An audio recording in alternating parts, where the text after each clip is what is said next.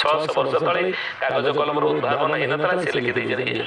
କେତେ ସତ ଦେଖନ୍ତୁ କହିଲେ ଏମାନଙ୍କୁ ତୁ ସତର୍କ ଥିବୁ, ହାତେ ମାପି ଚାକଟି ଦେଲୁ, କି ମୋ ହାତରେ ଗଦା ଚିହ୍ନ, କି ପାଦରେ ଶଙ୍ଖ ଚିହ୍ନ, କି ମୁଣ୍ଡରେ ପଦ୍ମଚିହ୍ନ, ଏଇଭଳିଆ ସବୁ କହିକି ବୁଲିବେ।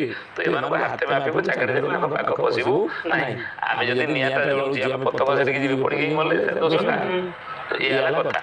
ତେଣୁ ମାଳିକା କିଏ କହିବ ଏ କଥା ଲେଖା ଅଛି, ମାଳିକା ଲେଖା ଅଛି। ତା ଅର୍ଥ ନେଇ ମୁଁ କହିବି ସେ କହିବ ନା ସେ ଲେଖା ହେଇଛି, ବୁଝିଲେ କି? ତେଣୁ ଏଇଭଳିଆ କଥା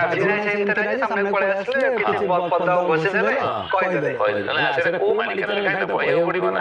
ମାଳିକା କହିଲେ ପଦ ଗୁଡ଼ିକ ଗାଇଦେଲେ ହେଇଯିବ କି? ଆପଣ 600 ବର୍ଷ ତଳର ଭାଷାକୁ ଦେଖିବେ।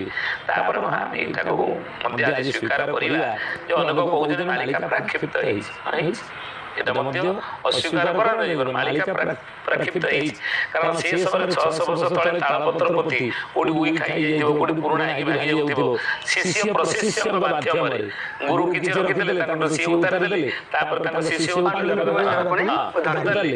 ଆଚ୍ଛା ସେ ଭାଷା ଯଦି ବୁଝି ନ ପାରୁଥିବେ ସେ ଜାଗାରେ ଏଇଟା ଅପରାଧ ନୁହଁ। କେତେବେଳେ ଅପରାଧ ନୁହଁ? ଯଦି ସମାଜ ଉପରେ ତାର ନେଗେଟିଭ ପ୍ରଭାବ କିଛି ନ ପଡ଼ିଲା, ସମାଜ ଉପରେ ତାର ଖରାପ ପ୍ରଭାବ ବଦଳେଇଦେଲ,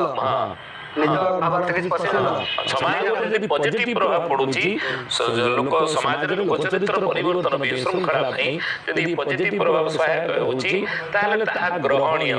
କିନ୍ତୁ ଏଇଟା ଯେ ପ୍ରାକ୍ଷିପ୍ତ ହେଇନି ସେଟା କୁହାଯାଇପାରିବ ନାହିଁ। ଅନେକ ସମୟରେ ମାଳିକାର ମଧ୍ୟ ବିଭିନ୍ନ କଣ କହନ୍ତି ଇଚ୍ଛା ମୁତାବକ ନିଜକୁ ସୁହାଇଲା ଭଳି କେତେକ ପୁରେଇଛନ୍ତି। କିନ୍ତୁ ଯେଉଁମାନେ ମାଳିକାକାର ପ୍ରକୃତ ମହାପୁରୁଷ ଯାହାଙ୍କ ବିଷୟରେ କହିଛନ୍ତି ଏମାନେ ମାଳିକା କହିବେ, କିନ୍ତୁ ସେମାନଙ୍କୁ ଜଣା ପଡ଼ିଯିବ। ସେ ସମୟରେ ଦେଖନ୍ତୁ ଗୋଟେ ଚାରଣ ଚରଣ ବାରଣ ହୋଇବେ ବର୍ଣ୍ଣନ କରିଜନ, ଦେଖନ୍ତୁ ସେ ସମୟରେ ଭାଷା କେମିତି ଚାରଣ ଚରଣ ବାରଣ ହୋଇବ ବର୍ଣ୍ଣନ କରିଜନ, ପ୍ରେରଣ ଯନ୍ତ୍ରରେ ମନ ରଖିଥିବେ ଦୃଷ୍ଟ ଭାବ ନିରକ୍ଷଣ। ସେ ସମୟରେ ଭାଷା ଦେଖନ୍ତୁ କେମିତିଆ। ତେଣୁ ଏଇ ସମୟର ଭାଷା ସେ ସମୟର ବୁଝିପାରିବେ। କିନ୍ତୁ ଏଇଖିଣା ମାଳିକା ଆମେ ଧରିଦବୁ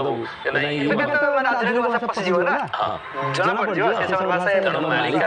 ଆଉ ଗୋଟେ କଥା ଦେଖନ୍ତୁ, ମାଳିକାକୁ ଯଦି ଯିବା ତାହେଲେ ମାଳିକା ଭବିଷ୍ୟତର କଥା, କେବଳ ପଞ୍ଚସଖା ମାନେ ଭବିଷ୍ୟତ କଥା କହିନାହାନ୍ତି, ସମାଜ ସଂସ୍କାର ପାଇଁ ଅନେକ ଗ୍ରନ୍ଥ ମଧ୍ୟ ଲେଖିଛନ୍ତି। କୈବର୍ତ୍ତମାନେ ସଂସାରରେ ସମାଜରେ କେମିତି ଚଳିବେ, ସକାଳୁ ବିଛଣାରୁ ଉଠି ରାତିରେ ଶୋଇବା ପର୍ଯ୍ୟନ୍ତ ତାଙ୍କର ଦିନଚର୍ଯ୍ୟା କେମିତି ସେମାନେ କରିବା ଉଚିତ, ତା ପାଇଁ ଲେଖିଲେ ଅଚ୍ୟୁତାନନ୍ଦ କୈବର୍ତ୍ତ ଗୀତା। ଭଗବାନ କୃଷ୍ଣ କୁରୁକ୍ଷେତ୍ର ଅର୍ଜୁନକୁ ଗୋଟିଏ ଗୀତା କହିଥିଲେ, ଶ୍ରୀମଦ ଭଗବତ ଗୀତା। ଆମେ ତାକୁ ପଢୁଛେ ସକାଳେ, କିନ୍ତୁ ଅଚ୍ୟୁତାନନ୍ଦ ମହାପୁରୁଷ କଳି ଯୁଗର ମଣିଷଙ୍କ ହିତ ପାଇଁ, ତାଙ୍କ ପାଇଁ ଉପକାର ପାଇଁ